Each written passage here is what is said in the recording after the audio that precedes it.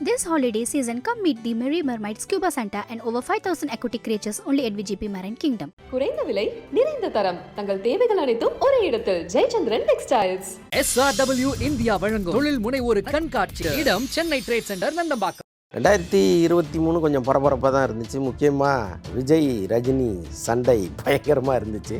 இந்த காக்கா கழுகு கதையெல்லாம் இந்த 2023 வந்தது தான். 2024 நிச்சயமாக பெரிய படங்கள் நிறையா வருது. ஒரு பக்கம் ரஜினி படங்கள் வருது, இன்னொரு பக்கம் ஜித் ஒரு லாங் கேப்புக்கு பிறகு விடாமுயற்சி கொண்டு வர போகிறாரு. விஜய் 68 படம் ரிலீஸுக்கு பிறகே இவர் ஒரு அரசியல். ஸோ நாளைக்கு ஒரு பேன் இந்தியா படம் ரிலீஸ் ஆக போகுது. ஆனால் அதை பற்றி பேச்சே நம்ம தமிழ்நாட்டில் இல்லையே சார். ஏன் சார்? எனக்கும் பெரிய ஆச்சரியம். ஏன்னா இப்போ கேஜிஎஃப் படத்துக்கு ஒவ்வொரு மாநிலமாக போய் அந்த குழுவாகவே போய் அதே டைரக்டரு கிட்டத்தட்ட அதே மாதிரி ஒரு படம் எடுத்திருக்கிறார். திரும்ப கேஜிஎஃப் எடுத்து வச்சுருக்காங்களோங்கிற அளவுக்கு தான் இருக்குது அந்த ட்ரைலர்லாம். ஸோ அப்படி இருக்கும் பொழுது ஏன் அவங்க அதை பண்ணலைங்கிறது நமக்கு கொஞ்சம். இப்போ பிவிஆர்லாம் ஷாருக்கான் பக்கம் நிற்கிறாங்க. அப்போ பிவிஆர் ஷாருக்கானுக்கு ஒரு அதிக அளவு பர்சன்டேஜ் கொடுத்துட்டு இவருக்கு கொஞ்சம் கம்மியாக பர்சன்டேஜ் கொடுக்கும்போது ஆட்டோமேட்டிக்காக ஒரு ஈகோ அங்கே தலையெடுக்குது. பிரபாஸ் அவர்களுடைய கடந்த ஒரு சில படங்கள் சரியாக போகலை அப்படின்ற ஒரு காரணத்தினால ப்ரொமோஷன்ஸ் கூட கம்மி பண்ணியிருக்காங்களா இல்லை? நிச்சயமாக அதனால தானே பிவிஆர் பர்சன்டேஜ் அவங்களுக்கு குறைவாக கொடுக்கணும்னு வர்றாங்க. இந்த படத்தின் மீது கூட நிஜமாகவே அருமையான கேள்வி. அந்த அந்த பிரியனுடைய ஒவ்வொரு வார்த்தையும் இண்டஸ்ட்ரியில் நிஜமாகவே எல்லாரும் காது கொடுத்து கேட்க வேண்டிய ஒரு விஷயமா இருக்குது. பட் எப்போவுமே ஏழை சொல் அம்பலம் ஏறாதுங்கிற மாதிரி சூர்யா வாடிவாசலில் நடிக்கிறதா வேண்டாமா அப்படிங்கிற ஒரு குழப்பமெல்லாம் இருக்குது. ஏன்னா அமீர் இதில் கட்டாயமாக இருந்தே ஆகணுங்கிற ஒரு முடிவை வெற்றிமாறன் எடுத்திருக்காரு.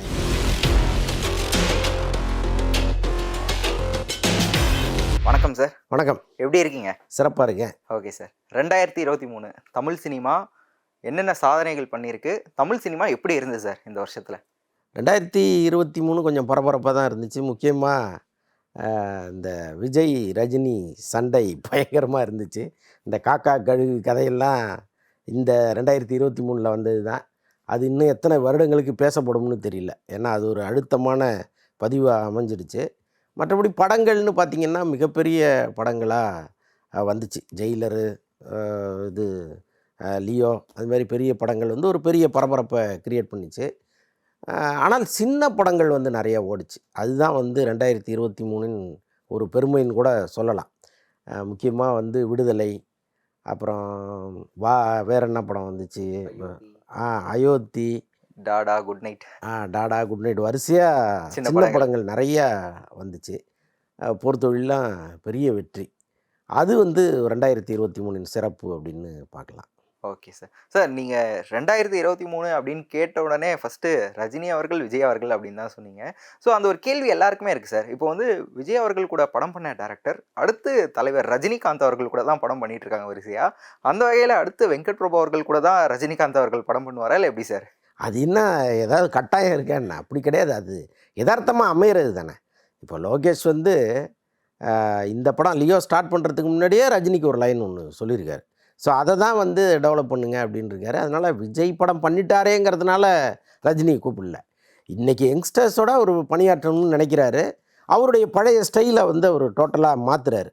அதுக்கேற்ற மாதிரியே அந்த படங்கள் எல்லாமே கொஞ்சம் புது கலரோடு வருது. இப்போ ரஜினின்னா நம்ம ஒரு பேட்டர்ன் ஆஃப் ஃபிலிமாக பார்க்குறோம் இல்லையா, அது டக்குன்னு அதில் ஒரு சின்ன மாற்றத்தை ஏற்படுத்துகிறாங்க. ஸோ அதெல்லாம் வச்சு பார்க்கும்பொழுது அவருக்கே அது ரொம்ப புதுசாக இருக்குது. ஸோ அதனால் யங்ஸ்டர்ஸோட ட்ராவல் பண்ணுறாரு. அது அன்ஃபார்ச்சுனேட்டாக விஜய் பண்ண இயக்குனருக்கே ஒரு அடுத்தடுத்து பண்ணுற மாதிரி ஒரு சூழ்நிலை அமையிறதுனால நமக்கு அப்படி ஒரு பார்வை வருது. மற்றபடி தொடர்ந்து இனிமேல் வருது. இப்போ தாசை ஞானவெல்லாம் என்ன விஜய் வச்சா பண்ணிட்டு வந்தார், அப்படி கிடையாது இல்லை. ஸோ அதனால் அவர் படங்கள் எல்லாமே ரஜினிக்கு கொஞ்சம் வித்தியாசமான படங்களாக வரப்போகுது. சார் 2023 ஸ்டார்டிங்லேயே பார்த்திங்கன்னா வாரிசு, துணிவு அப்படின்னு சொல்லிட்டு பெரிய படங்கள் களம் இறங்க ஆரம்பிச்சாரு. ஸோ 2024 தமிழ் சினிமா எப்படி இருக்க போகுது? ஏன்னா ஸ்டார்டிங்லேயே சொல்லியிருக்காங்க லால் சலாம் ரிலீஸ் ஆக போகுது, கேப்டன் மில்லர், அயலான் அப்படின்னு லைனாக இருக்குது. ஸோ 2024 தமிழ் சினிமா எப்படி இருக்க போகுது சார்? நிச்சயமாக ஆரோக்கியமாக இருக்கும். ஏன்னா பெரிய படங்கள் நிறைய அவங்க பிளான் பண்ணுறாங்க. எல்லாமே இப்போ பேன் இண்டியா படங்களாக மாறிக்கிட்டு இருக்குது.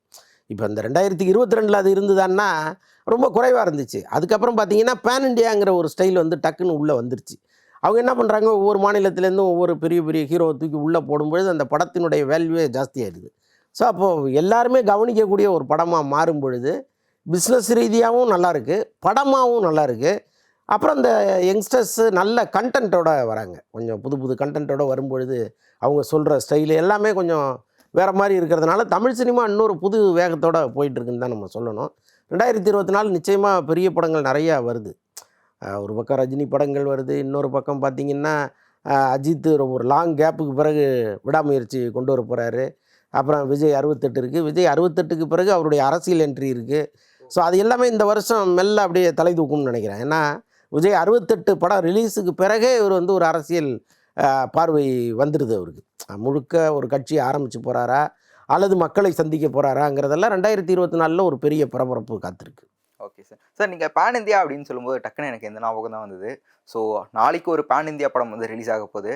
ஆனால் அதை பற்றி பேச்சே நம்ம தமிழ்நாட்டில் இல்லையே சார், ஏன் சார்? எனக்கும் பெரிய ஆச்சரியங்க. ஏன்னா இப்போ கேஜிஎஃப் படத்துக்கு வந்து ஒவ்வொரு மாநிலமாக போய் அந்த குழுவாகவே போய் விளம்பரம் பண்ணிகிட்டு இருந்தாங்க. பெரிய அளவு ப்ரமோஷன் பண்ணாங்க கேஜிஎஃப்க்கு. அதே டைரக்டரு கிட்டத்தட்ட அதே மாதிரி ஒரு படம் எடுத்திருக்கிறார். நீங்கள் அந்த இதெல்லாம் பார்க்கும்பொழுது பார்த்தீங்கன்னா ஏதோ திரும்ப கேஜிஎஃப்பே எடுத்து வச்சுருக்காங்களோங்கிற அளவுக்கு தான் இருக்குது அந்த ட்ரைலர்லாம்.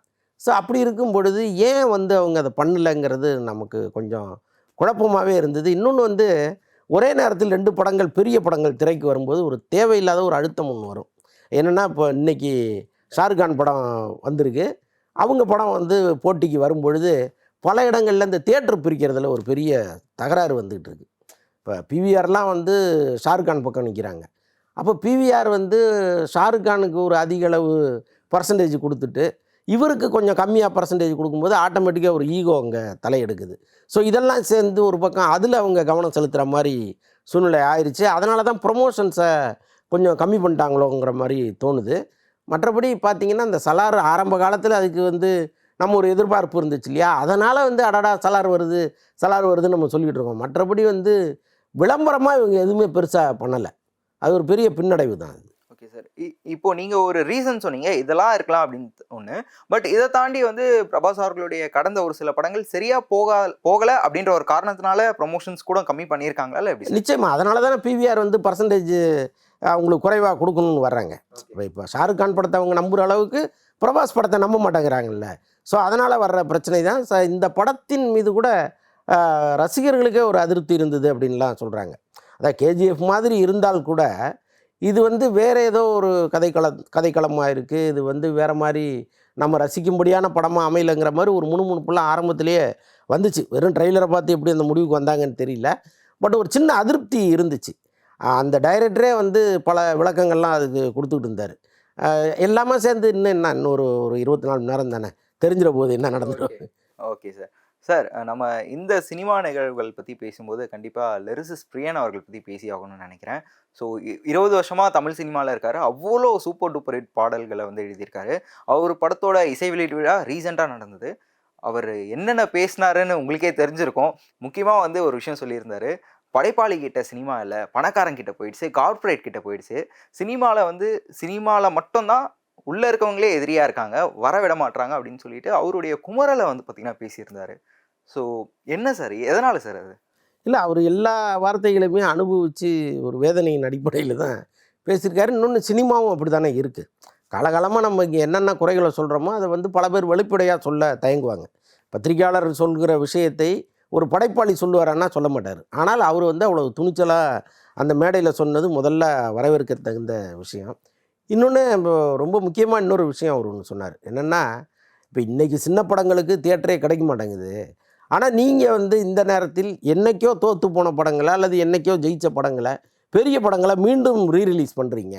அப்போ நாங்கள் எப்போ தான் எங்கள் படங்களை ரிலீஸ் பண்ணுறது? இப்போ ஃபெஸ்டிவல் டைமில் வந்து பெரிய படங்கள் வந்துடுது, ஆட்டோமேட்டிக்காக சின்ன படங்களுக்கு தியேட்டர் இல்லை.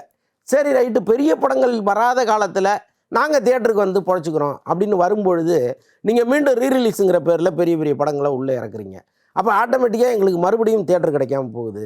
இதெல்லாம் ரொம்ப அநியாயம் இல்லையான்னு கேட்டிருக்காரு. நிஜமாகவே அருமையான கேள்வி. அந்த அந்த பிரியனுடைய ஒவ்வொரு வார்த்தையும் இண்டஸ்ட்ரியில் வந்து நிஜமாகவே எல்லோரும் காது கொடுத்து கேட்க வேண்டிய ஒரு விஷயமா இருக்குது.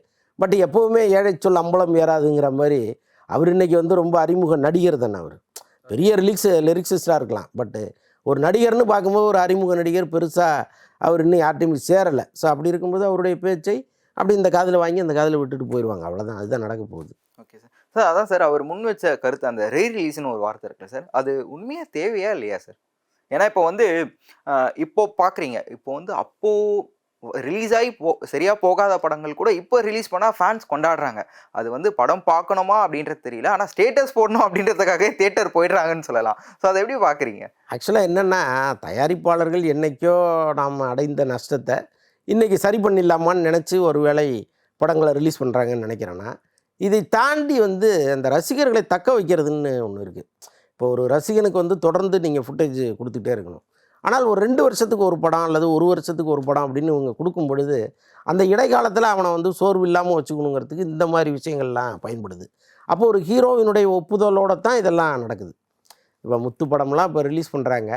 இப்போ ஜெயிலர் வந்துச்சு, அடுத்து அந்த ரஜினி மூடோடையே இருக்கிறவங்களுக்கு அது அப்படியே இருப்பா தம்பி அப்படின்னு சஸ்டெயின் பண்ணி வச்சுக்கிறது இருக்குல்ல. ஸோ அந்த மாதிரி கொண்டு வர்றாங்க. இன்னொன்று வந்து இப்போ வேட்டையாடு விளையாடு படமெல்லாம் தியேட்டருக்கு வந்து சக்கப்போடு போட்டுச்சு, பெரிய எதிர்பார்ப்பு அதுக்கு. இப்போ அந்த படத்தினுடைய தயாரிப்பாளருக்கே ஏன் அதை பார்ட் 2 பண்ணக்கூடாதுங்கிற ஒரு எண்ணத்தை அது கிரியேட் பண்ணுது. அது வரைக்கும் அமைதியாக இருக்கிறவர் கமல் சார்கிட்ட டேட்டு கேட்குறாரு. சார் நீங்கள் டேட்டு கொடுத்தீங்கன்னா பார்ட் 2 போயிடலாம் அப்படின்னு ஒரு முயற்சி எடுக்கிறாரு. கௌதம் மேனன்ட்ட பேசுகிறாரு.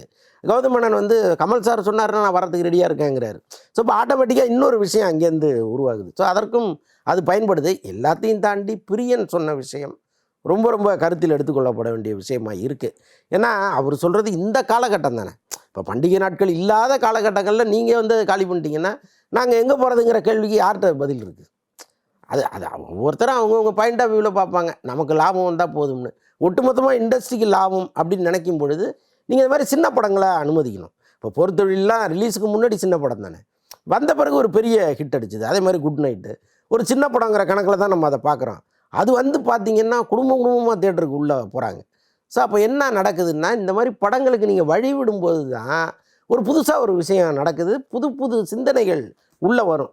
இங்கே எல்லா நேரமும் நாங்கள் தான் இங்கே இருப்போம், வேறு யாரும் வரவே கூடாது அப்படின்னா எப்படி இண்டஸ்ட்ரி பிழைக்கும்? சார் பேசும்போது ஷாருக் கான் அவர்களை பற்றி பேசியிருந்தோம் இல்லையா? ஸோ அவரை பற்றி ஒரு ரீசெண்டாக ஒரு பஸ் வந்து கேள்விப்பட்டோம். தலைவர் 171 அவர் நடிக்கிறதா இருந்தது. லோகேஷ் கனகராஜ் அப்ரோச் பண்ணியிருந்தாரு.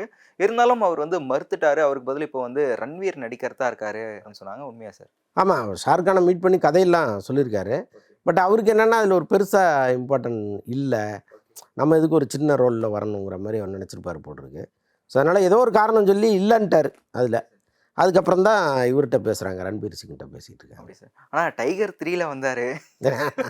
இல்லை, அது எப்போவுமே கதையில் அவருக்கான இது என்னங்கிறத பார்ப்பாங்க இல்லையா? ஸோ அது ஒரு வேளை அவருக்கு பிடிக்காமல் இருந்திருக்கலாம். Okay sir. Sir coming back to Kollywood அப்படின்னு பார்க்கும்போது, ஸோ ஒரு 2 மாதமாக தமிழ் சினிமாவே புரட்டி போட்ட விஷயம் தெரியும் உங்களுக்கு. அது மூலயமா வந்து வெற்றிமாறன் அவர்களுடைய வாடிவாசல் ஒரு கேள்விக்குறியாகவே இருந்துகிட்ருக்கு. என்ன தான் சார் நடக்க போகுது? என்ன பேசியிருக்காங்க இப்போது? இல்லை, ஒரு இடையில் ஒரு சமாதான பேச்சுவார்த்தை போயிருக்கு. ஓகே. அமீர் சூர்யா சமாதான பேச்சுவார்த்தை ஒன்று போயிருக்கு. அநேகமாக இன்னொரு 10 டேஸில் அந்த பிரச்சனை சால்வ் ஆயிருங்கிற மாதிரி சொல்கிறாங்க. 2 தரப்புமே கொஞ்சம் இறங்கி வந்திருக்கிறாங்க. மேக்ஸிமம் சால்வ் ஆகிடும் அப்படின்னு சொல்கிறாங்க. சூர்யா வந்து வாடிவாசலில் நடிக்கிறதா வேண்டாமா அப்படிங்கிற ஒரு குழப்பமெல்லாம் இருக்குது. ஏன்னா அமீர் வந்து இதில் கட்டாயமாக இருந்தே ஆகணுங்கிற ஒரு முடிவை வெற்றிமாறன் எடுத்திருக்காரு அப்படின்லாம் பல கருத்துக்கள் இங்கே வந்துச்சு. இப்போ சூர்யாவே என்ன சொல்கிறாராம், அமீர் அண்ணன் இருந்தால் எனக்கு என்ன பிரச்சனை, நான் வந்து தாராளமாக அவரோட நடிக்கிறதுக்கு ரெடியாக இருக்கேன், அதனால் எந்த பிரச்சனையும் கிடையாது, நான் வந்து அவரோட ஒரு இணக்கமான நட்பை நீடிக்கிறதுக்கு தயாராக இருக்கேங்கிற மாதிரிலாம் இப்போ பேசியிருக்காரு. ஸோ அதனால் வந்து அதுலேயும் எந்த பிரச்சனையும் வராதுங்கிறது தான் லேட்டஸ்ட்டு தகவல். Okay sir. நடுவில் புறநானூறு இருக்கே சார், சுதா கொங்கரா அவங்க கூட, அதுவும் அனௌன்ஸ்மெண்ட் வீடியோ மட்டும் வந்தது. அது வாடிவாசலுக்கு அடுத்தா இல்லை முன்னாடியா? அது இப்போ ஷூட்டிங் ஆரம்பிக்க போகிறாங்க. இப்போ அடுத்த வாரம் வந்து அமெரிக்கன் காலேஜில் ஷூட்டிங் ஸ்டார்ட் பண்ணுறாங்க மதுரையில். ஸோ அதனால் வந்து அது ஒரு பக்கம் பிரச்சனை இல்லாமல் போயிட்டுருக்கு. இன்னொன்று வந்து அந்த சுதா கொங்கரா படத்துக்கும் வாடிவாசலுக்கும் ஒரே கெட்டப் தான் சூர்யாவுக்கு. ஓகே. இது ஆரம்பத்திலே அவங்க பிளான் பண்ணது என்னென்னா, வாடிவாசல் ஸ்டார்ட் பண்ணிட்டா சுதா கொங்கரா படத்தை தள்ளி போட முடியாது, அதனால் நம்ம 2 படத்துக்குமே ஒரே கெட்டப்பை வச்சுப்போம், இதில் கொஞ்ச நாள் அதில் கொஞ்ச நாள் அப்படி மாறி மாறி போயிடலாங்கிற மாதிரி பிளான் பண்ணியிருந்தார். Okay sir. பேசிகிட்டு இருக்கும்போது கமல்ஹாசன் அவர்களுடைய படங்கள்லாம் லிஸ்ட்டில் சொன்னீங்க. ஸோ கமல்ஹாசன் அவர்களை தொடர்ந்து பிக் பாஸில் பார்த்துட்ருக்கோம். அந்த தக் லைஃப் அப்புறம் வினோத் சார் படம்லாம் ஆரம்பித்தாங்க. அது என்ன ஸ்டேட்டஸில் இருக்குது சார்? 2024 பிப்ரவரி அதுலேருந்து தான் அந்த படத்துடைய ஷூட்டிங் ஸ்டார்ட் ஆகுது. இதில் என்ன பிளான் பண்ணியிருக்காங்க அப்படின்னா, வினோத் படத்தை வந்து பிறகு பண்ணலாங்கிற மாதிரி தள்ளி தள்ளி போட்டுக்கிட்டு இருந்தாங்க. அது ஸ்டார்ட் பண்ணுறதுல ஏதோ ஒரு சின்ன தடை இருந்துகிட்டே இருந்துச்சு. திடீர்னு பார்த்திங்கன்னா மணிரத்னம் படம் உள்ளே வந்துருச்சு. இப்போ ஜூனோ படத்தை அப்புறம் பண்ணிக்கலாமாங்கிற மாதிரி முதல்ல யோசிச்சுட்டு இருந்தாங்களாம். அப்புறம் டக்குன்னு இல்லை பேரலாகவே பண்ணிவிடுவோம். ஏன்னா இது ஒரு 10 நாள், இது ஒரு 15 நாள், 5 நாள் கேப் நடுவில் அவருக்கு ஒரு ரெஸ்ட் எடுக்கிறதுக்காக. ஸோ அந்த மாதிரி ஏதோ பிளான் பண்ணியிருக்காங்க. 2 படமுமே 2024 பிப்ரவரியில் ஸ்டார்ட் ஆயிரும். அஜித் சார் அப்படின்னு சொல்லும்போது நம்ம எல்லாருக்குமே வந்து தெரியும், விடாமுயற்சி ஆரம்பிச்சப்போ நிரோஷா தான் வந்து கேமராமேன் அப்படின்னு சொல்லியிருந்தோம். ஆனால் ரீசெண்டாக விடாமுயற்சியோட ஷூட்டிங் ஸ்பாட்டில் அஜித்குமார் ஃபோட்டோகிராஃபி அப்படின்னு சொல்லிட்டு சுரேஷ் சந்திரா அவர்கள் ஒரு சில ஃபோட்டோஸ் வந்து விட்டிருந்தாரு. அதில் டேரக்டர் இருந்தாங்க, ரெஜினா இருந்தாங்க, அண்ட் வந்து ஓம் பிரகாஷ் சர்ப்ரைஸாக இருந்தார். ஸோ அது எப்போ மாறினாங்க, என்ன ஆச்சுன்னு தெரியுமா சார்? எப்போவுமே வந்து இயக்குனரும் ஒளிப்பதிவாளரும் கணவன் மனைவி மாரி. அவங்க படப்பிடிப்பில் ஒரு ஒற்றுமையாக இருந்தால் தான் அந்த குடும்பம் வந்து கரெக்டாக ரன் ஆகும். அது வந்து இந்த படத்தில் இல்லை. அது பெரும்பாலும் அதான் அது எங்கேயாவது ஒரு பிரச்சனை அது மாதிரி வந்துடும். இப்போ ரீசெண்டாக ஜப்பான் படம் வந்தது இல்லையா, அந்த படத்தினுடைய இயக்குனருக்கும் ஒளிப்பதிவாளருக்கும் பயங்கரமான சண்டை. 2 பேரும் பேசிக்கிறது இல்லை, செட்டில் வந்தால் கூட பேசிக்கிறது இல்லை. அப்போ எப்படி நீங்கள் வைப்பீங்க ஒரு ஷாட், எப்படி வைப்பீங்க, எப்படி லைட்டிங் பண்ணுவீங்க, பல பிரச்சனைகள் இருக்குது இல்லையா. ஸோ அதனாலேயே வந்து டைரக்டர் ஒரு விஷயத்தை கன்வே பண்ணால் கேமராமேன் வந்து வேற ஒன்றா அதை எடுத்து கொடுத்து அந்த படமே கடைசியில் பண்டலாகி போச்சு. அதுக்கு வந்து பெரிய காரணம் இவங்க 2 பேரும் சண்டை போட்டது தான். அன்றைக்கே வந்து இப்படி ஒரு பிரச்சனை இருக்கும்போது படத்தோட ஹீரோவோ அல்லது வேறு யாரோ உட்காந்து இந்த பிரச்சனையை சால்வ் பண்ணியிருந்தாங்கன்னா ஒருவேளை பெட்டரான படமாக கூட அது வந்திருக்கும். அந்த மாதிரி ஒரு விஷயம் வந்து இதில் நல்ல வேளை நடக்கலை. ஏன்னா நீரோஷாவுக்கும் மகிழுக்கும் ஒரு லேசாக ஒரு பிணக்கு வரும்பொழுது நீரோஷா வெளியேறிட்டார், இது செட் ஆகாது அப்படின்னு. ஆனால் அஜித்தினுடைய ஃபேவரைட் கேமராமேன்னா நீரோஷா தான். அவருடைய பெரும்பான்மையான படங்களில் நீரோஷா தான் இருப்பார். அப்படி இருந்தால் அஜித் டைரக்டருக்கு எது கம்ஃபர்டபுளோ அது பண்ணிக்கிட்டோம் அப்படின்ட்டாரு. அதுக்கப்புறம் தான் ஓம் பிரகாஷ் வந்திருக்காரு. இப்போ ஸ்மூத்தாக போயிட்டுருக்கு. Okay sir. Sir island release date தள்ளி போயிட்டே இருக்குது, ஆனால் அவங்க அப்டேட் கொடுத்துட்டே தான் இருக்காங்க. இப்போ கூட ஐலா சாங் வந்து ரிலீஸ் ஆச்சு. ஸோ Jan 12 ரிலீஸ் ஆகுதா, இல்லை இன்னும் பிரச்சனைகள் இருக்கா படத்துக்கு? இல்லை, மேக்ஸிமம் ரிலீஸ் ஆகிட்டா நல்லது, இண்டஸ்ட்ரிக்கு நல்லது. ஏன்னா ஒரு பெரும் தொகை வந்து அதுக்குள்ளே முடங்கியிருக்கு. அந்த படத்தில் முதலீடு செய்தவர்கள் எல்லாருமே வெயிட் பண்ணிகிட்டு இருக்காங்க அந்த பணத்தை திரும்ப வாங்கிறதுக்கு. ஸோ அப்படிப்பட்ட சூழ்நிலையில் இந்த படத்தை முடக்கிட்டு எனக்கு பணம் வேணும்னு கேட்டிங்கன்னா எங்கேருந்து வரும்? படம் வெளியில் வந்து வசூல் பண்ணால் தானே கடனை அடைக்க முடியும். அப்போ இந்த கடன் கொடுத்தவர்களும் கொஞ்சம் இறங்கி வந்து ஏதோ ஒரு அக்ரிமெண்ட்டை போட்டு ஏதோ ஒரு போஸ்டர் செக் வாங்கி என்னத்தையாவது ஒன்று பண்ணி இந்த படத்தை வெளியில் வர வைக்கிறது தான் ரொம்ப சரியான விஷயமா இருக்கும். பட் அதை நோக்கி தான் பஞ்சாயத்துகள்லாம் போயிட்டுருக்கு. ஏன்னா இப்போ அந்த தயாரிப்பாளர் வந்து ரொம்ப ஆசையாக சிவகார்த்திகனுடைய முந்தைய கடன்கள்லாம் நான் அடைக்கிறேன்னு வந்து தொடர்ந்து எனக்கு ஒரு 3 படத்துக்கு டேட்டு கொடுங்கன்னு உள்ளே வந்தார் KJ ராஜேஷ். அவர் நினச்சது மாதிரி இல்லை. சில படங்கள் வந்து பெரிய அளவு அவர் போகணும்னு நினச்சாரு, அது போகலை.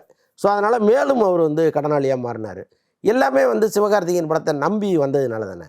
அதனால் சிவகார்த்திகேயனும் இந்த விஷயத்தில் தலையிட்டு இன்னும் மேற்கொண்டு அதில் என்னத்தையாவது அவரால் போட முடியும் அப்படின்னா போட்டு அந்த படத்தை ரிலீஸ் பண்ணிடுறது ரொம்ப ரொம்ப நல்லது. இண்டஸ்ட்ரிக்கும் நல்லது, அவங்களுக்கும் நல்லது. இல்லைன்னா அந்த கடன் வந்து அப்படியே நிற்கும். மேலும் மேலும் வட்டி ஏறி ஏறி ஏறி ஒரு கட்டத்தில் அயலானை வந்து நீங்கள் ரிலீஸ் பண்ணாலும் நமக்கு லாஸ் தாங்கிற ஒரு இடத்துக்கு அது வந்துச்சுன்னா தூக்கி போட்டுருவாங்க. ஸோ அந்த இடத்துக்கு போகக்கூடாது. பட் நல்லவர்கள் நிறைய பேர் உட்காந்து தொடர்ந்து பேசிகிட்டே இருக்காங்க. இந்த பஞ்சாயத்து நடந்துக்கிட்டே இருக்குது. நிச்சயமாக படம் வந்துடும். ஓகே சார், ரொம்ப நன்றி சார். பல சுவாரஸ்யமான தகவல்கள், பல சுவாரஸ்யமான விஷயங்களை எங்களுக்காக பகிர்ந்துக்கிட்டீங்க. ரொம்ப நன்றி sir. This holiday season, come meet the Merry Mermaid Scuba Santa and over 5,000 aquatic creatures only at VGP Marine Kingdom. குறைந்த விலை, நிறைந்த தரம், தங்கள் தேவைகள் அனைத்தும் ஒரே இடத்தில். ஜெயச்சந்திரன் டெக்ஸ்டைல்ஸ். SRW இந்தியா வழங்கும் தொழில் முனைவோர் கண்காட்சி. இடம் சென்னை ட்ரேட் சென்டர் நந்தம்பாக்கம்.